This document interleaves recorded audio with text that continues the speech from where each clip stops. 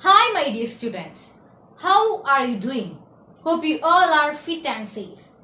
Today we're gonna start with our new textbook, that is supplementary textbook titled as A Pact with the Sun. And today we're gonna summarize the lesson 1, A Tale of Two Birds, A Tale of Two Birds. So we're gonna discussing about the story of the two birds, and it's supplementary textbook lesson 1, A Tale of Two Birds. Basically, this story tells us about the life of these two birds, and also this story conveys a good moral too. So shall we start? Are you ready? Okay, all of you listen carefully. And once upon a time there lived a mother bird and her two young ones in a forest, and they lived in a tall tree. And one day something happened there. There happened a big storm, and unfortunately the mother bird was killed, and the two young ones, that is the two small birds, separated from each other. Because of this big storm, the two birds got separated and both of them found different home. And one bird came and fell near a cave where a gang of robbers lived, and the other bird landed outside a rishi's ashram where some rishis lived. Days passed and the baby birds became big birds. They grown up. Now all of you watch this video carefully. The Tale of Two Birds. Once upon a time, there lived a beautiful bird in the forest. She lived with her friends and neighbors on a tree. She loved the forest too very much. One year she gave birth to two little birds. The newborns lived in a nest she built on the tree. She cared for the babies deeply and loved them very much. The tree too spread out its branches lovingly around the babies. Day and night she cared for them and fed them well. Alas, one fortunate day the forest experienced a storm like never before. Thunder, lightning, strong winds scared all the birds and animals. Many trees got uprooted.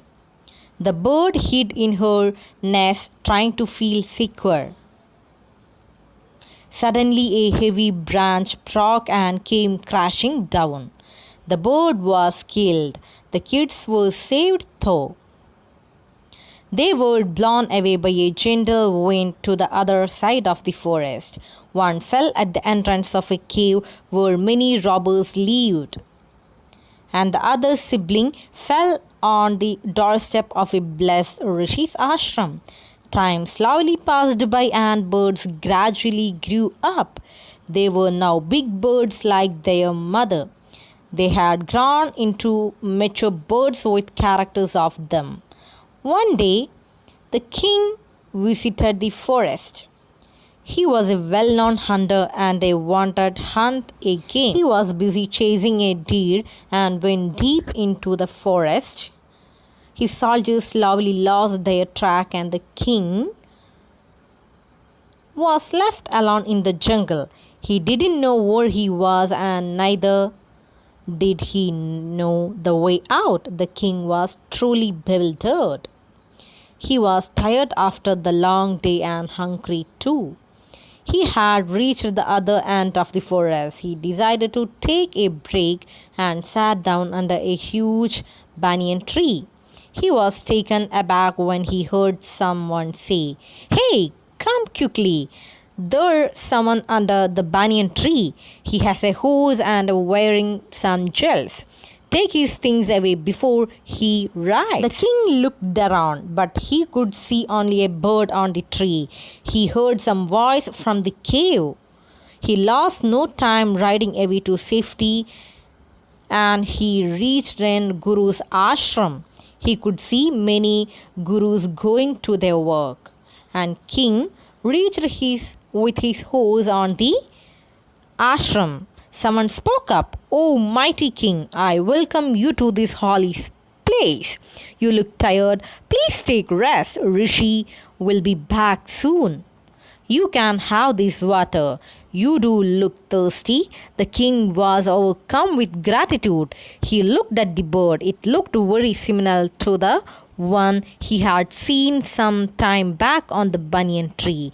The bird read these thoughts and said, I think you have recently met my brother. He has made friends with some robbers and behaved like them. I'm sorry if he misbehaved with you. And the rishi enters the ashram and saw the king standing there. He welcomed the king warmly to their ashram and had their dinner. And over dinner, the king narrated his strange experiences. The two birds look alike. The forest is unique and surprising. The rishi smiled and said, O king, one is known by the company one keeps.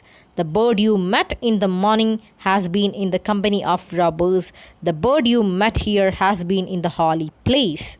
Since a long time he behaves like he watches everyone doing. Now, come, don't spend any more time thinking about this. Take some rest. Long after the king had returned back to his palace, he kept thinking about the two birds and the lesson they taught him. This is the story of these two birds. Here, in this story, we can see the distinct character sketch of these two birds. And the moral. What is the moral of this story? Yes, one is known by the company one keeps. That's the moral this story tells us about. So while choosing a company, we should be careful. So in this story, we can see the distinct character sketch of these two birds. And what about the first bird? Yes, the first bird was living with that robbers, always imitates and heard the talks of that robbers and the bird imitating the robbers. And what about the second bird? Yes, the second bird was living with the rishis in the ashram. And meanwhile, the second bird imitates the rishis. The attitude of the second bird was really good. And meanwhile, this second bird always invites people to the ashram. So here we can see the distinct character sketch or distinct attitude of these two birds. And the moral, one is known by the company one keeps. So while choosing a company, we should be really careful. The company we keep with us will automatically mold us in many aspects of our life. And it also automatically guide us, and sometimes we even copy, we imitate them. So it is necessary to keep a strong company that is good for us. So let's discuss this story in the next class. Hope this is clear for you. Thank you.